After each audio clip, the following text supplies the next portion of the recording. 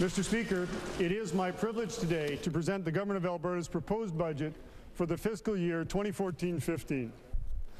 A budget, Mr. Speaker, that is fully balanced.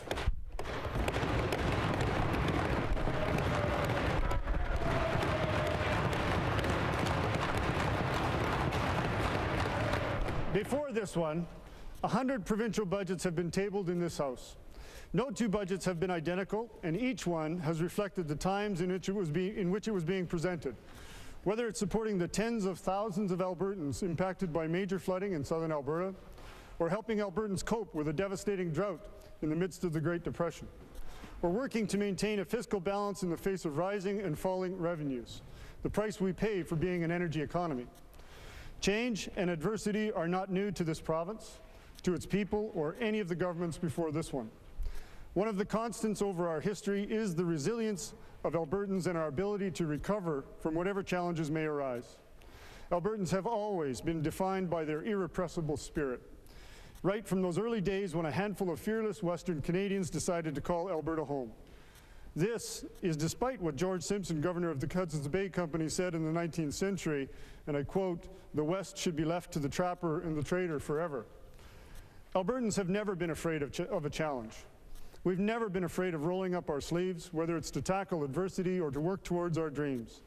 It's this commitment to the future and the courage to shape it that has allowed Alberta to evolve over the last century and become the remarkable province that it is today.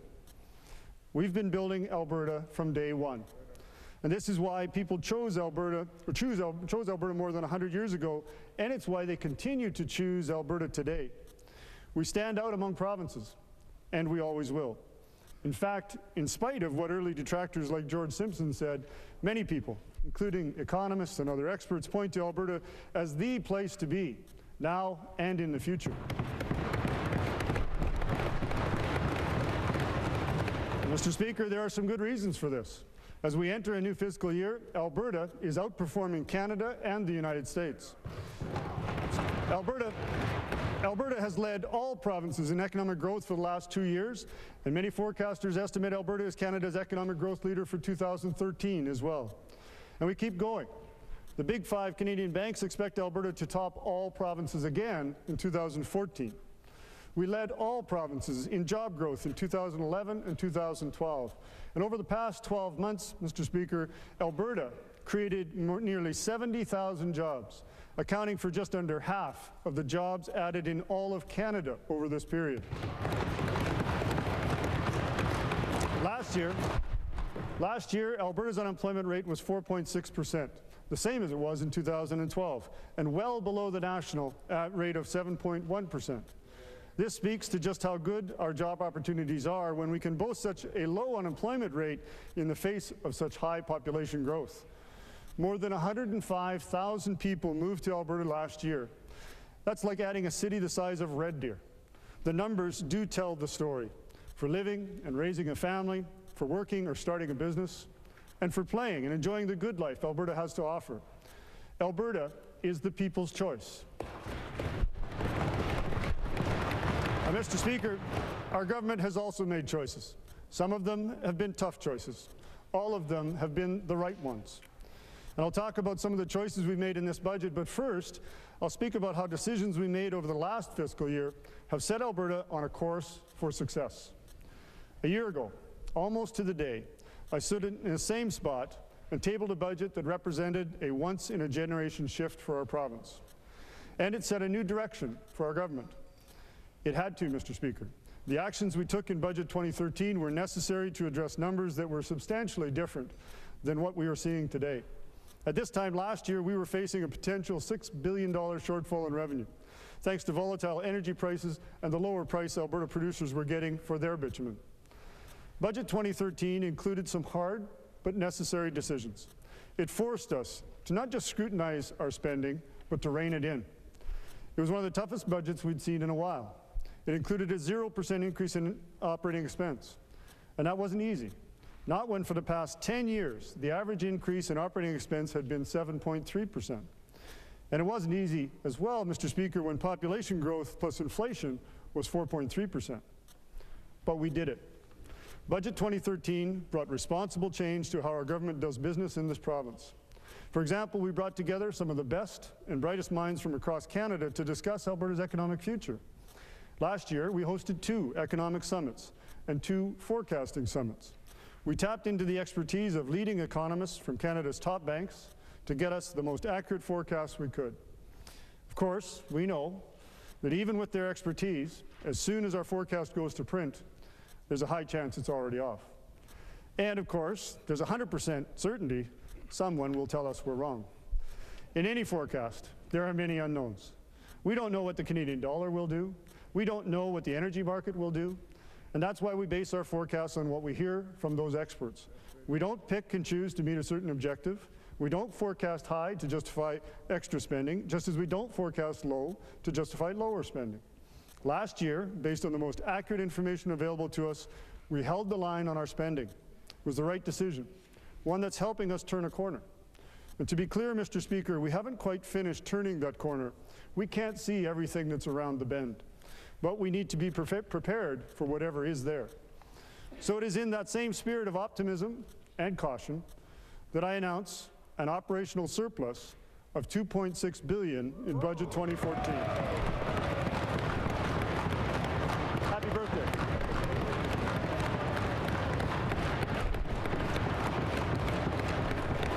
Mr. Speaker, you can be sure this government has a plan for this money. Even more than a plan, Mr. Speaker, we have legislation. Last March, we introduced the Fiscal Management Act, or the FMA, along with Budget 2013. The FMA ensures that each year, before we do anything else with our revenue, we take money off the top and we put it into savings. Because of the surplus, we will reach the $5 billion in our contingency account in this budget, Mr. Speaker.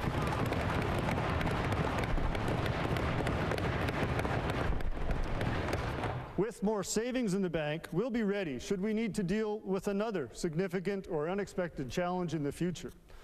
Stronger revenue has put us in a much better fiscal position this year, and improvements to our revenue are due to a few factors. For example, we've seen a healthy return on our investments. In fact, we expect investment income in 2014-15 to be the 4th highest ever. A lower Canadian dollar has also made a difference. The drop in the exchange rate has brought more money for our energy resources, which of course are priced in US dollars. More significant is the increase in tax revenue.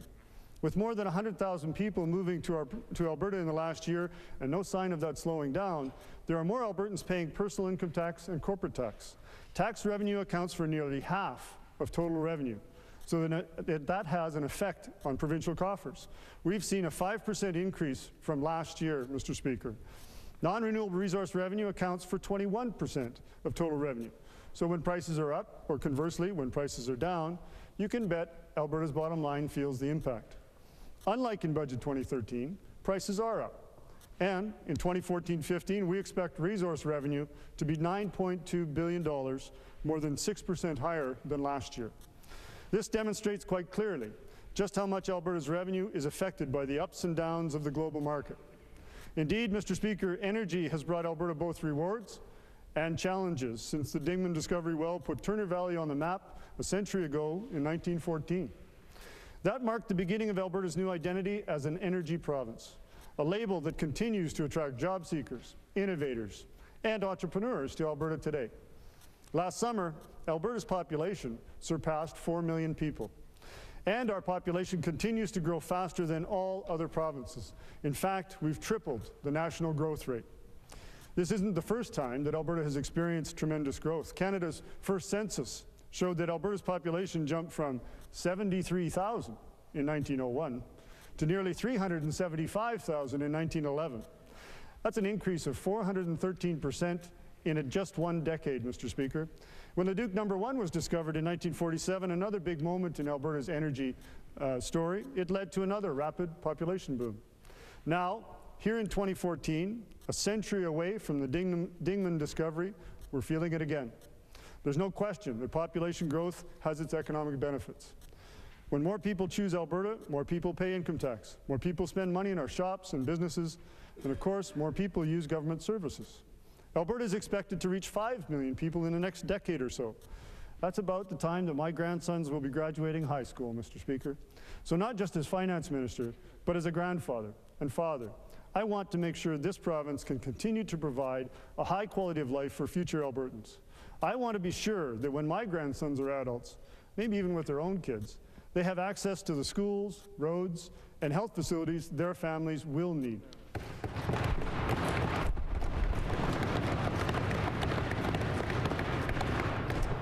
Mr. Speaker, I'm sure that Albertans want the same for their children and their grandchildren. They've told us public infrastructure is a priority. We know it's essential to our quality of life. That's why Building Alberta for today and for tomorrow will continue to be the focus of the year ahead. With Budget 2014, we will continue to implement the Building Alberta Plan. And I'm excited about the progress that we've made over the last year, and we will continue our work under the plan's 3 priorities: investing in families and communities, living within our means, and opening new markets for our resources. Since the beginning, Alberta's cities, towns, and communities have thrived because of the strength and determination of the people who live in them. Families and communities are the backbone of Alberta. That's why 60% of the operational expense is allocated to support the ongoing success and quality of life of Albertans across this province. We've made a number of promises to Albertans, and we've kept them. For example, we're working with 24 communities to establish family care clinics across the province. We're building the first wave of 50 new schools and 70 modernizations. We're on track to finish the Calgary Ring Road. That's the realization of an agreement 50 years in the making, Mr. Speaker. And we are also on our way to completing the Edmonton Ring Road ahead of schedule, Mr. Speaker. We don't believe Albertans should have to wait years for us to build and maintain public infrastructure, especially when our province is growing faster than any other. Albertans should not have to drive on unsafe roads, and families should not have to drive miles out of the way because the schools and their neighborhoods are too small for the number of students or non-existent.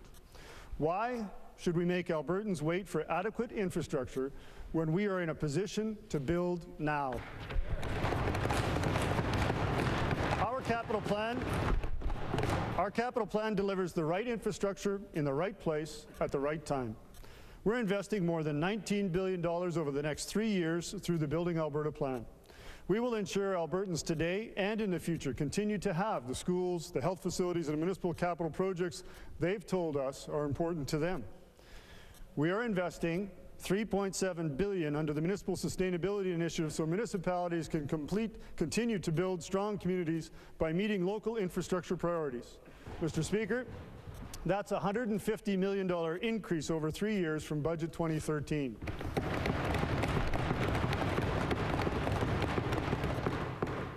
We are investing $1.4 billion to support other municipal infrastructure, including $667 million that honors our commitment to the Green Transit Incentives Program, also known as Green Trip, Mr. Speaker. I'm sure the mayors will be happy. We are investing $2.6 billion over 3 years for building, maintaining, and renovating healthcare facilities. This allows us to complete the work on health facility projects in Edson, High Prairie, Lethbridge, and Medicine Hat, to name a few, Mr. Speaker. Our 3-year capital plan also includes $5 billion over the next 3 years to build, expand, and maintain Alberta's provincial highway network. That's nearly 28,000 kilometers of paved roadway that moves goods to market, gets kids to school, and takes Albertans to work. It also brings tourists and new Albertans to our province. Mr. Speaker, we are investing $2.7 billion over the next 3 years for the Edmonton and Calgary Ring Roads. We're investing $735 million. We're investing $735 million over 3 years to rehabilitate more than 2,500 kilometers of existing provincial highways. That's nearly a 65% increase over last year's capital plan, Mr. Speaker. And we are investing $691 million over 3 years to finish twinning Highway 63 from Grassland to Fort McMurray. Mr. Speaker, we promised Albertans we would enhance their safety on Highway 63, and we are keeping that promise, Mr. Speaker. With $1.8 billion budgeted over the next 3 years for school capital projects, we are also keeping the Premier's promise to complete 50 new schools and modernize another 70 facilities. We are investing $750 million for post-secondary facilities over the next 3 years, Mr. Speaker. Well, Mr. Speaker, Budget 2014 includes $4.9 billion in new direct borrowing for capital. Mr. Speaker, we're not hiding it. Alberta's strong economy and our positive economic outlook means we've got a AAA credit rating. That's an excellent position to be in, and it means we can access interest rates still close to 50-year lows. Albertans and financial experts alike have told us borrowing for capital makes good financial sense. What doesn't make sense is spending our savings, which are currently earning over 11% interest, when we are borrowing at less than 4%.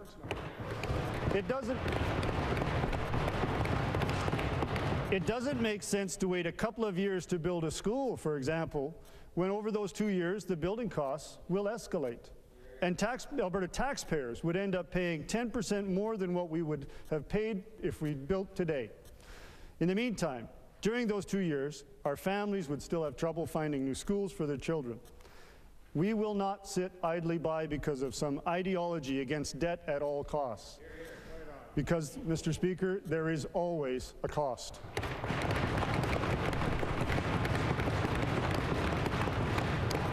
In the mid-90s, the Alberta government didn't invest in capital because of the circumstances of the day. The decision to delay investment in infrastructure may have been the right one for the time.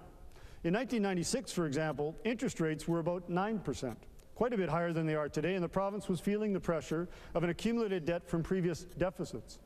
We are living in different times, Mr. Speaker. Consider this.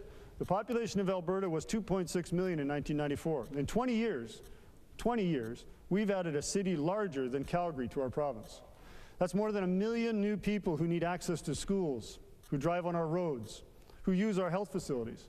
Over the last 20 years, government has struggled to catch up with our province's infrastructure needs, and today, public infrastructure is the #1 priority for us and for our municipalities. Our borrowing plan ensures Albertans continue to have the infrastructure they need today and into the future. And a critical part of our borrowing plan is our debt repayment plan. Just as we have economists, we also have experts who are focused on how we borrow, including how we repay our debt. We make sure money comes off the top each year to pay the interest costs on our capital. And we are setting money aside now to repay this debt when it comes due in the future. More than $500 million in this business plan alone, Mr. Speaker. Our borrowing plan also includes a cap on debt servicing costs that limits how much we can borrow. Interest paid on debt cannot exceed 3% of our operational revenue. So let me be clear. We are borrowing only for capital projects. We've borrowed $0 for operations. And Mr. Speaker, this is how it will continue to be. And I would like to add, Mr. Speaker, that our borrowing plan does differentiate us from other provinces. While other provinces borrow to keep the lights on, to deliver services, or to pay off accumulated deficits, Alberta is only borrowing to build the future of our province. This, Mr. Speaker, will result in tangible assets Albertans will use and enjoy for decades. So without borrowing any money for operational spending, Budget 2014 provides $40.4 billion for government operations. It brings an increase of more than $1 billion in spending for health, education, post-secondary, and support for vulnerable Albertans. We are investing in healthy families, communities, and seniors. We are increasing the Ministry of Health's operational budget to $18.3 billion, Mr. Speaker. That's an increase of more than $600 million. Budget 2014 provides $805 million for community programs and other services, including community-based health and wellness programs, tissue and blood services, and enhanced home care and rehabilitation services. We are investing $271 million to support primary care networks and family care clinics, Mr. Speaker. We are increasing the Alberta Health Services Base Operating Grant to $10.7 billion. We're also providing $393 million per year over the next 3 years to support new healthcare capacity at the South Health Campus in Calgary, the K Edmonton Clinic, and the Strathcona Community Hospital, Mr. Speaker. We know that healthcare providers are a cornerstone of our health system, and we are providing $4 billion in 2014-15 for compensation and development programs for the almost 9,200 physicians and 1,500 medical students in our province. We're investing $1.5 billion in drug and supplemental health benefits for Albertans. This budget provides $353 million for the Alberta Seniors Benefit in 2014-15, an increase of more than 6% from last year. Mr. Speaker, Alberta has one of the most comprehensive packages of senior benefits in the country. And Building Alberta means strengthening programs and services that support children, families, and vulnerable Albertans. Budget 2014 is increasing the operational budget of the Ministry of Human Services by more than 5% from last year. This includes providing $967 million for programs that encourage independence and community involvement for over 10,000 adults with developmental disabilities. It also supports the families of children with disabilities, as well as fetal alcohol spectrum disorder initiatives. This is an increase of almost 6%. We're investing $703 million in programs that help underemployed and unemployed people find and keep jobs, and help eligible Albertans cover their basic cost of living. Budget 2014 invests $735 million in child intervention.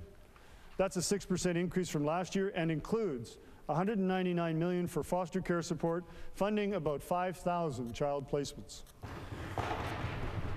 We are also investing $288 million in 2014-15 for child care programs, also an increase of more than 6%. We're investing $6.5 billion in our kindergarten to grade 12 education system, so Alberta's kids will continue to have access to leading-edge learning opportunities, and so we can continue to strengthen the best education system in Canada, Mr. Speaker.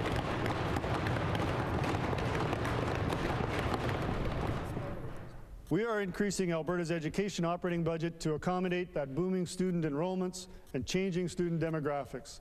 This reflects our government's commitment to enhance funding in priority areas like small class sizes, inclusive education, and for school infrastructure.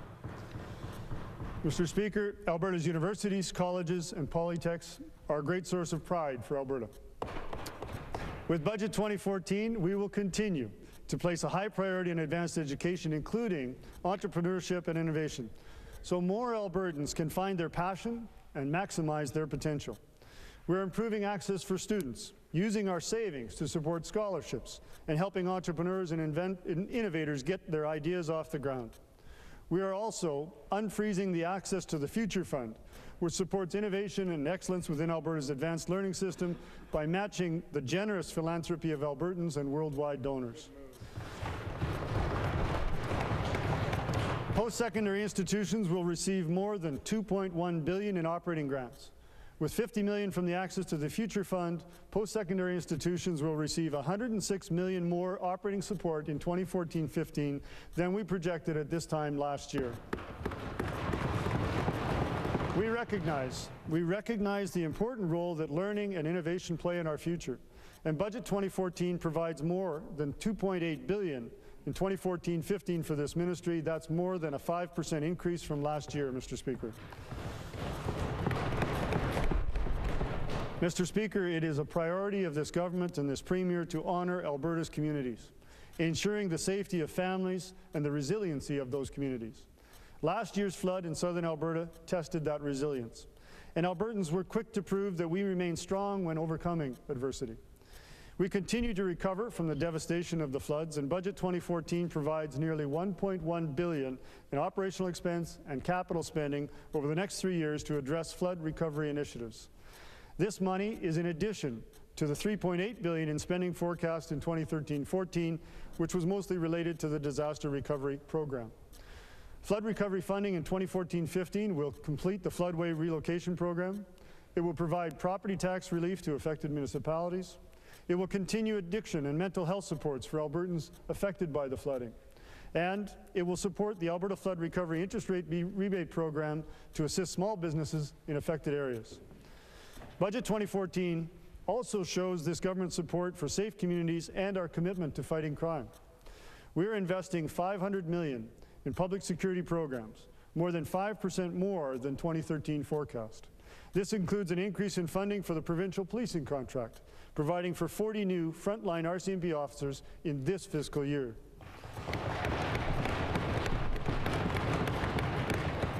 A second pillar under our Building Alberta Plan is living within our means. Mr. Speaker, this is about restructuring our priorities and spending smarter. We will live within our means by challenging how our government spends, investing wisely, saving for the future, and changing processes where we need to, Mr. Speaker. In Budget 2014, operating expense is increasing by 3.7%. That is less than population plus inflation, which is 5%, but higher than what was in last year's budget. Budget 2013 was a hold-the-line budget. It focused on fiscal prudence, spending restraint, and getting our own house in order. That meant, and still means, challenging every dollar we spend. We've been doing that, Mr. Speaker, through the results-based budgeting process, which continues to review every government program and service to ensure relevance, efficiency, and effectiveness. We will be reviewing how we regulate the financial sector in Alberta.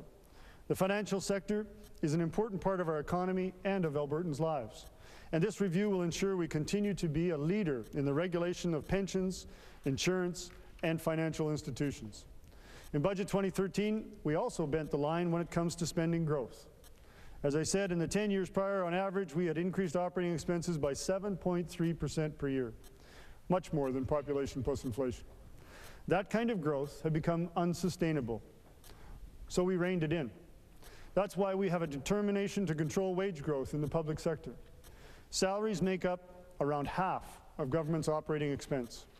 We implemented a management salary freezes and are working towards a 10% reduction in the number of managers. We reached successful agreements with doctors and teachers. And we're working to secure a wage agreement with government workers, one that's fair to both employees and to the taxpayers, Mr. Speaker. We want to ensure government offers competitive salaries. We want to continue to attract the best people, but it isn't for government to lead the pack. To protect the defined benefit plans of our workers, a pension promise, we are also making changes to our public sector pension plans. We need to ensure the plans are sustainable for the long term. It's become increasingly clear that when it comes to pensions, as the Auditor General has stated, the status quo is not the way to go. Living within our means also means investing wisely. And we know what we need to invest in to be successful in the future: a knowledge-inspired, innovative and diversified economy, a resilient workforce with the right skills to participate in a dynamic economy, and a sustainable education system that meets the lifelong learning needs of Albertans and the needs of the province. With an eye on our future, Budget 2014 invests approximately 1/3 of the operational budget in programs and services aimed at securing Alberta's economic future. And securing our economic future also means saving for our future. With last year's budget, we established the first legislative savings plans this government has had in decades. Our plan dictates that we save in good times and in challenging times. Before we do anything with our revenues, we take money off the top and we put it into savings each and every year. Our savings plan is for the long term.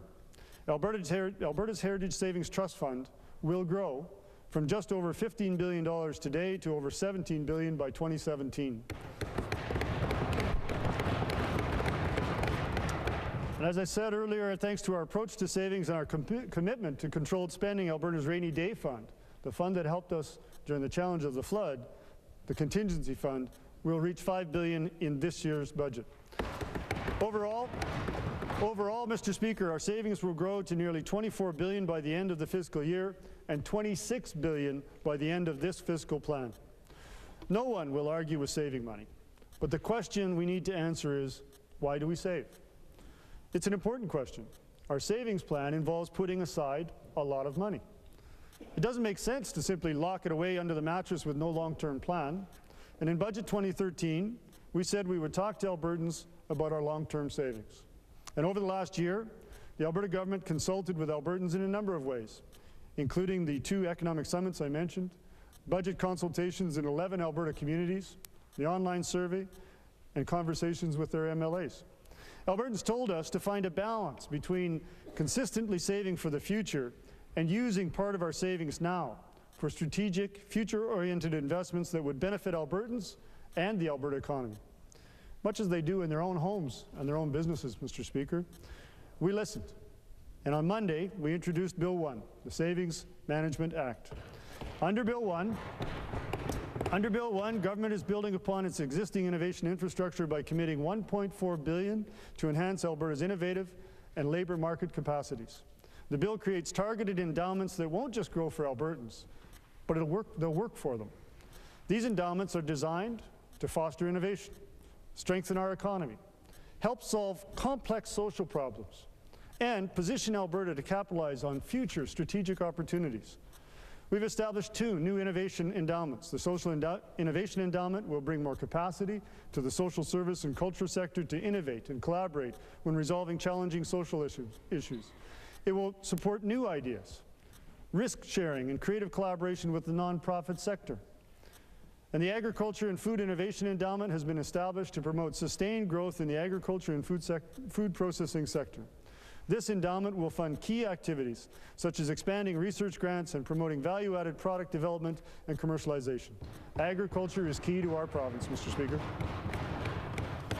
Bill 1 also enhances the Alberta Heritage Scholarship Fund to better address our major challenge of attaining skilled tradespeople when confronted with a critical labour shortage.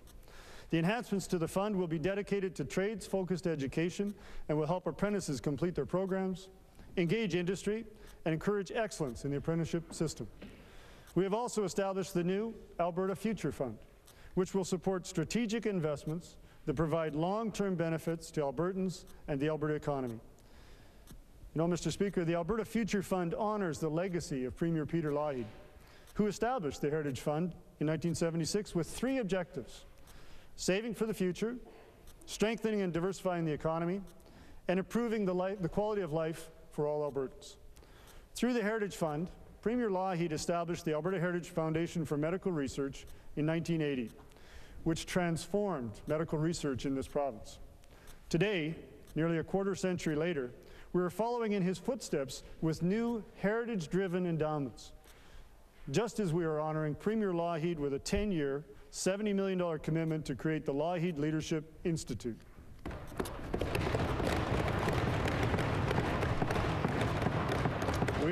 We are honoring his spirit with Bill 1, Mr. Speaker. And success for future generations is also tied to the success of our energy industry. And when I talk about this success, I'm not only referring to Alberta, but to the entire country. All Canadians benefit from the revenue and the jobs created by Alberta's energy resources.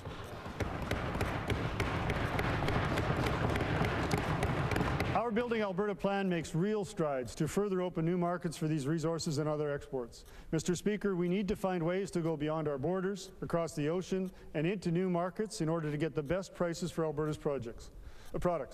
This continues to be job 1 for this government.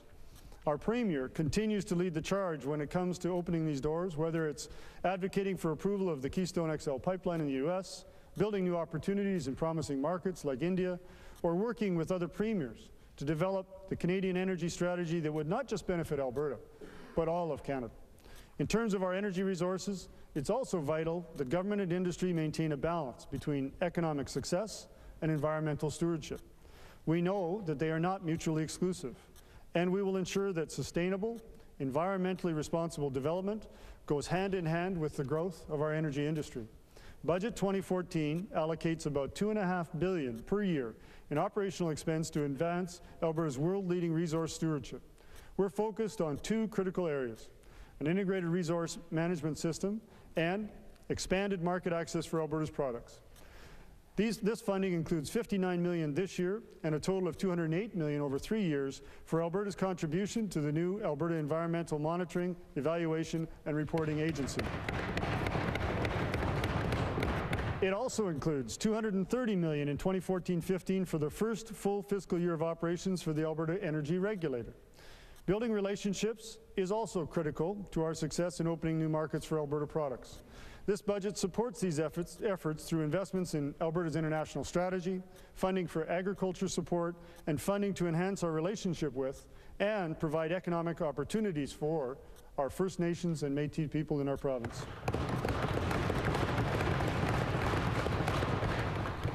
Mr. Speaker, I am excited about the work ahead, and I am very proud to be a part of this government at this time in our history. As we present this budget, as we build a stronger Alberta for the future, Mr. Speaker, I can predict with confidence that if we continue down the path we've set, Albertans will have the roads, the schools, and the hospitals they need. If we continue to follow this road around that bend, Alberta's economy will gain even greater rewards from our resources as we expand into new and emerging markets. And if we continue on this path, we will have a diverse economy built on innovation, one that attracts investment from around the world and provides jobs and other opportunities, exciting opportunities, to all who choose Alberta.